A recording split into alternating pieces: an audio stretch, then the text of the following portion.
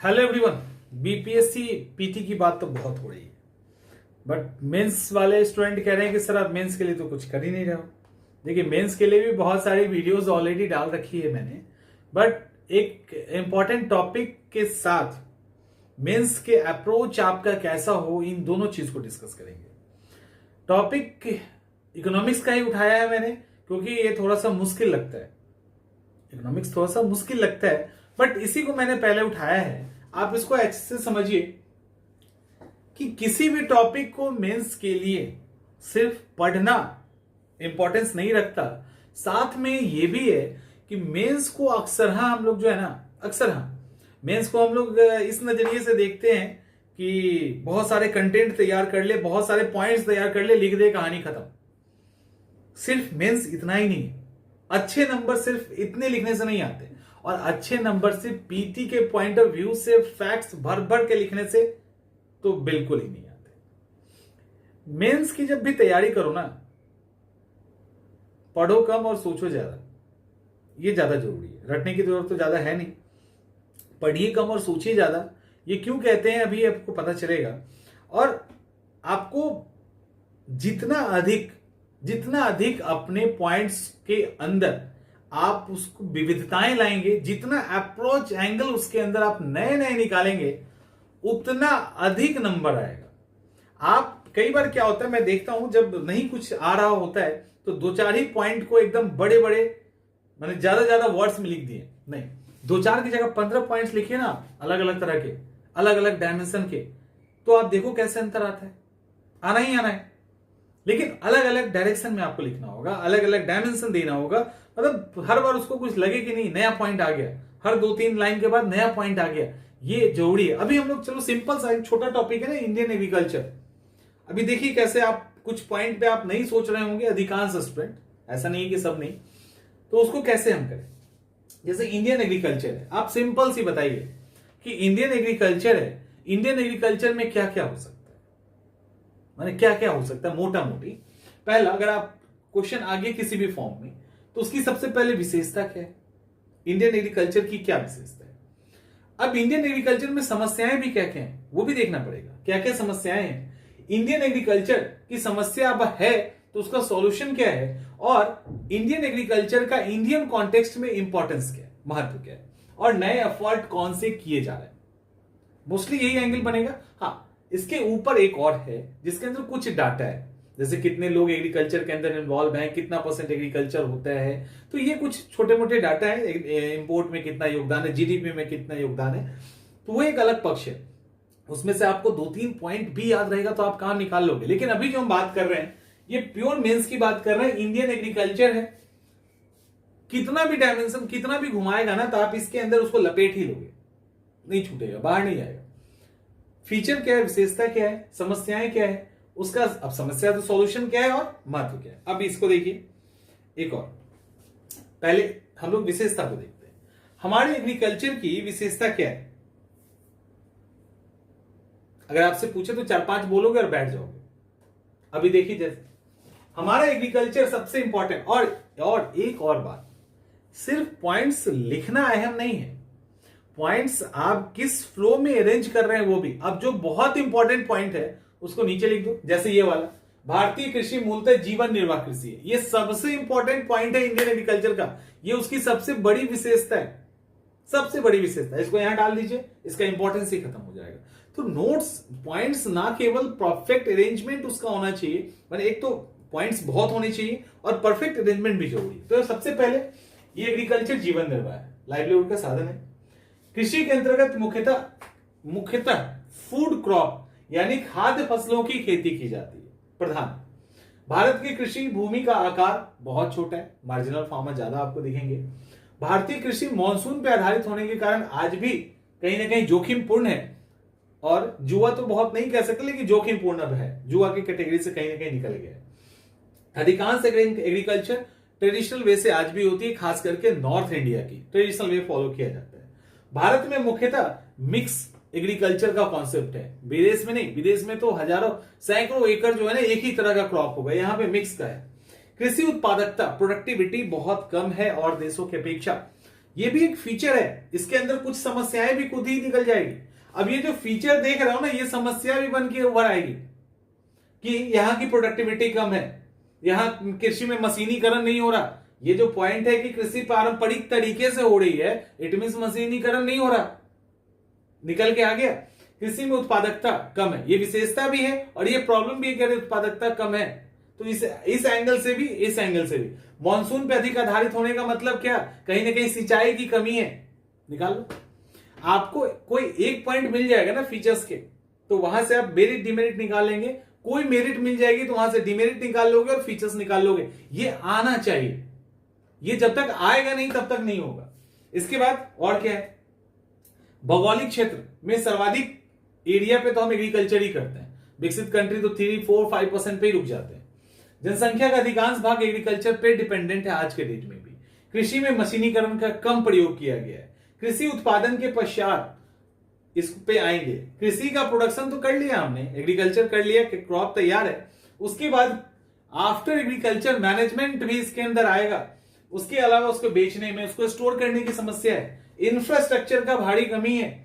और Indian agriculture हमेशा से उपेक्षित है किस मामले में, इंडियन जीडीपी का एक छोटा हिस्सा इसको जाता है सरकार की तरफ से, इन्वेस्टमेंट का एक बहुत ही छोटा हिस्सा यहां पे आता है, इसके कारण परेशानी है। अभी मैंने यहां बोला था ना एक लाइन कि एग्रीकल्चर के बाद कृषि विपणन। अब आपसे अगर सवाल ये पूछे, अभी हमने विशेषता देखी है, अभी हमने एग्रीकल्चर की विशेषता देखी है, समस्या नहीं देखी है। अगर समस्या पूछेगा तो सामान्यतः क्या होगा, इस फॉर्म में आप आंसर को लिखोगे। अगर एग्रीकल्चर की समस्या हुई तो आप फटाफट फटाफट फटाफट लिख देंगे।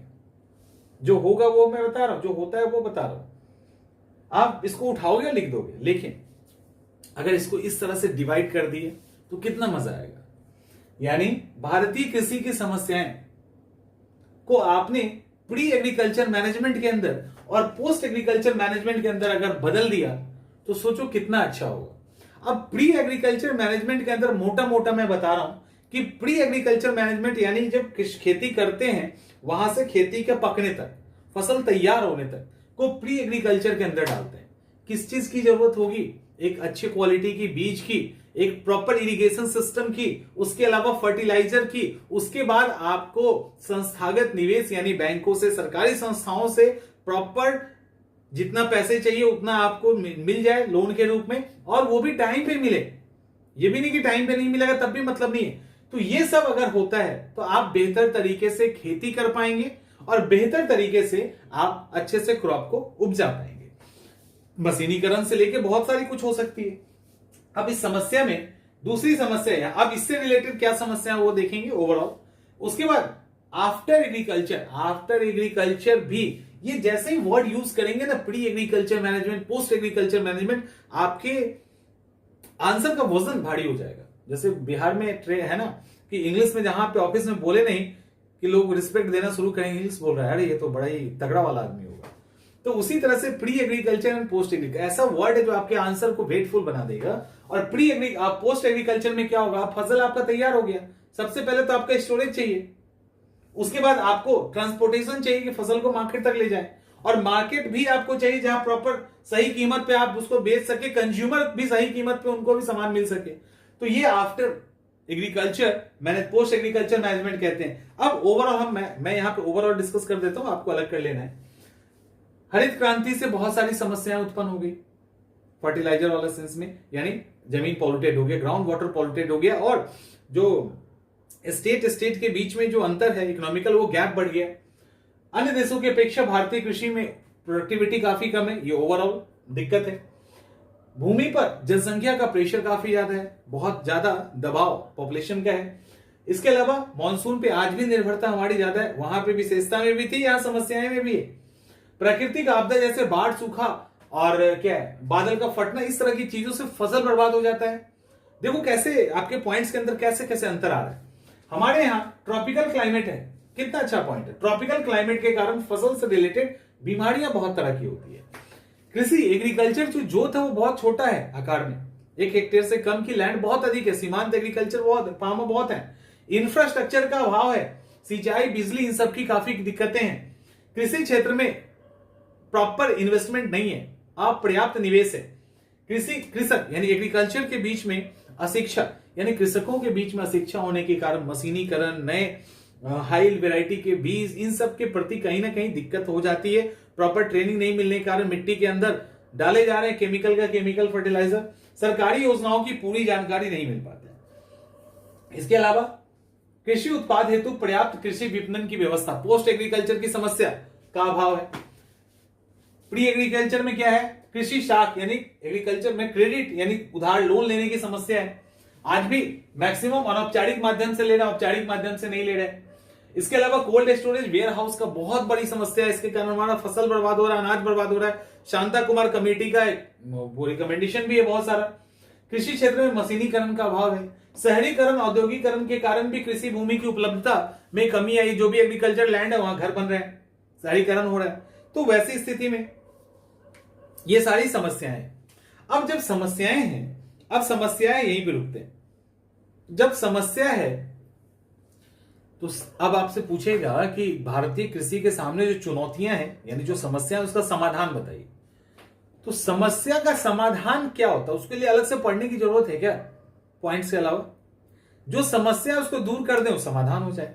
हरित क्रांति से उत्पन्न जो भी समस्याएं हुई उसको दूर करना है। तो और जो फूड बच गया है, और जो ऐसे फूड हैं जो हरित क्रांति के अंदर कवर नहीं किए उसको करेंगे। केमिकल फर्टिलाइजर की जगह बायो फर्टिलाइजर का अधिक से अधिक यूज करेंगे। जो एरिया छूट गया उसको हम डेवलप करेंगे। ठीक है, भूमि पे जनसंख्या का दबाव बहुत बढ़ रहा है, इसका पॉपुलेशन को रोजगार हम किसी और सेक्टर के अंदर अधिक से अधिक देंगे। प्रोडक्टिविटी बढ़ाने के लिए बायो फर्टिलाइजर के साथ हाई वैरायटी के बीज के साथ जो है प्रॉपर इरिगेशन सिस्टम होना चाहिए। मॉनसून प्राकृतिक आपदा की जानकारी हमें पहले होनी चाहिए, उसको कम करने का उपाय होना चाहिए। किसी क्षेत्र में अपर्याप्त निवेश है तो इन्वेस्टमेंट बढ़ाने की बात करनी चाहिए। जीडीपी का एक अच्छा हिस्सा हम एग्रीकल्चर के अंदर दें। कृषकों के बीच अशिक्षा, इसका मतलब उनको ट्रेनिंग दें। अब मतलब ये मैं मोटा मोटी समझा रहा हूं आपको। क्रेडिट की समस्या है, साख की समस्या है, तो प्रॉपर जो रिजर्व बैंक का राशनिंग किया गया है क्रेडिट का, उसका प्रॉपर यूज नहीं हो रहा, तो उसको स्ट्रिक्टली फॉलो किया जाए। इसके अलावा कोल्ड स्टोरेज और वेयर हाउस का अभाव है, तो ये पोस्ट एग्रीकल्चर की समस्या है, पोस्ट एग्रीकल्चर मैनेजमेंट की समस्या है। तो कोल्ड स्टोरेज वेयर हाउस में प्राइवेट सेक्टर को अच्छे से इन्वॉल्व किया जाए। सरकारी सामानों की निर्भरता इस पे कम हो, सरकार अपना उपाय करे। इसके अलावा छोटे छोटे कोल्ड स्टोरेज ज्यादा बनाए जाए। तो इस तरह की चीजें अगर हम करते हैं, मशीनीकरण पे सरकार सब्सिडी दे ताकि लोग मशीनीकरण की तरफ जाएं, लोगों किसानों को जागरूकता करें। और जो एग्रीकल्चर लैंड है जिसका शहरीकरण औद्योगिकरण हो रहा है उसको रोके। जो प्योर एग्रीकल्चर लैंड है उस पर शहरीकरण नहीं होना चाहिए, इंडस्ट्रियलाइजेशन नहीं होना चाहिए, तो उस पर भी रोक लगाया जाए। तो ये सारी चीजें। अब सवाल है कि इंडियन एग्रीकल्चर का महत्व क्या है। तो सबसे पहले इंक्लूसिव ग्रोथ के लिए, इंक्लूसिव ग्रोथ का मतलब ऐसा विकास जिसमें सब शामिल हो। तो एग्रीकल्चर चूंकि गांव से जुड़ा हुआ है, बेरोजगारी गरीबी बहुत अधिक है, तो उनके लिए बहुत अच्छा है। हमारे आर्थिक विकास की दर को बढ़ाने के लिए बहुत बढ़िया है। गरीबी के दुष्चक्र से ये निकाल सकता है, बाहर निकाल सकता है। बेरोजगारी की समस्या को दूर करने में एग्रीकल्चर में डेवलपमेंट हो जाए, मशीनीकरण हो जाए, जबरदस्त प्रोडक्शन हो, तो फिर बेरोजगारी की समस्या भी एक हद तक दूर होगी ना। उस पर डिपेंडेंट बहुत सारी चीजें प्री एंड पोस्ट में काम आने लगेगी, जहां लोगों को रोजगार मिलेगा। औद्योगिकरण पे बल। अब इंडस्ट्रियलाइजेशन के लिए रॉ मटेरियल का काम तो यही करता है, प्रॉपर होगा तो इंडस्ट्रियलाइजेशन को बल मिलेगा। फूड प्रोसेसिंग जो यूनिट है वो अधिक से अधिक बैठेगी। बैलेंस ऑफ पेमेंट ठीक होगा। जो रीजनल इम्बैलेंसेस हो गया वो एक हद तक दूर होगा। फूड चेन जो है हमारा, या जो हमने राष्ट्रीय खाद्य सुरक्षा मिशन फूड सिक्योरिटी एक्ट जो हमारा है उसमें सहायक होगा। इंडस्ट्री के विकास के लिए रॉ मटेरियल का काम करेगा। तो ये सब एग्रीकल्चर का इंपॉर्टेंस है। अब ये सब जब आप तैयार कर लोगे, इसके बीच में कुछ कुछ डाटा डालना है, कुछ सरकार के जो नए एफर्ट है वो डालना है, और आपका आंसर तैयार हो जाए। घर से तैयार करके जाने की जरूरत कहां है। अब यहां पे एग्रीकल्चर से और भी सवाल आ सकते हैं। इंडियन एग्रीकल्चर का इंपॉर्टेंस बताइए, या इंडियन एग्रीकल्चर की समस्या को बताते हुए महिला सशक्तिकरण के लिए, वुमेन इंपावरमेंट के लिए एग्रीकल्चर के योगदान का, या नहीं एग्रीकल्चर के योगदान का, या आप ऐसे कह सकते हो कि इंडियन एग्रीकल्चर के द्वारा जो ग्रामीण व्यवस्था है उसको कैसे मजबूत किया जा सकता है, ये भी आप यहां पे कह सकते हैं। तो ये सब कई सारे ऐसे पॉइंट है जो यहां से छोटे छोटे निकल के आएंगे, लेकिन आप इतना तैयार कर लेंगे ना तो आपका हो जाएगा। इसमें एक और बात मैं अभी बता दूं, जो आपको किसी भी सब्जेक्ट में उसको यूज करना है, वो है जैसे समावेशी विकास एक वर्ड है, दुष्चक्र हिंदी में अगर आप लिख रहे हो तो एक वर्ड है, भुगतान संतुलन एक वर्ड है, खाद्य पूर्ति ऐसा एक शब्द है, ठीक है, क्षेत्रीय असंतुलन, इसके अलावा जहां जहां मिल रहा है मैं आपको बता रहा हूं, उसके अलावा अनौपचारिक वर्ड है, अनौपचारिक माध्यम ये भी एक वर्ड है, और उपलब्धता, यानी ये सब वो शब्द हैं, ये सब वो शब्द हैं, उत्पादकता, निर्भरता,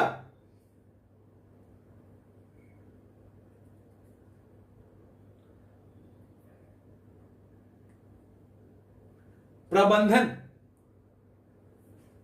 सर्वाधिक, अधिकांश, अभाव,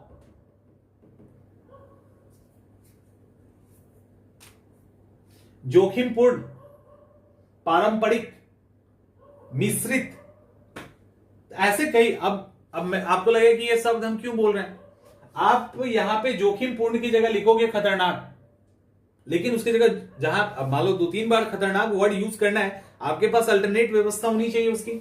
पारंपरिक आप क्या लिखोगे, अधिकांश कृषि जो है ना वो पुराने परंपरा से चल रहा है, तो ये वर्ड भी आपका भाग गया। पारंपरिक सुनने में भी अच्छा लग रहा है, शब्द भी वजनदार लग रहा है। इसके अलावा और क्या है, यहां पे भी कुछ था, इसके अलावा और क्या है, अधिकांश लिखोगे, जनसंख्या का सर्वाधिक भाग कृषि पे है और जनसंख्या का अधिकांश भाग कृषि पे है। सुनने में कौन अच्छा लग रहा है, अधिकांश, और अच्छा भी लग रहा है ये, ठीक है। तो मतलब कहने का ये है, मतलब कहने का ये है कि आप इस तरह के अच्छे शब्दों का भी प्रयोग करें, इसका भी आपके आंसर राइटिंग में बहुत अहम रोल है। तो होपफुली की चीजें समझ में आ गई होंगी। ऐसे करके आप मेंस के और भी चैप्टर्स को एक एक करके तैयार कर लीजिए और जम के तैयारी कीजिए। किसी भी तरह से सवाल आएगा आप उसको कवर करने की स्थिति में होंगे। ये इकोनॉमिक्स का सवाल था, पॉलिटी सब तो और आसान होता है। तो चलिए मिलते हैं अगले वीडियो।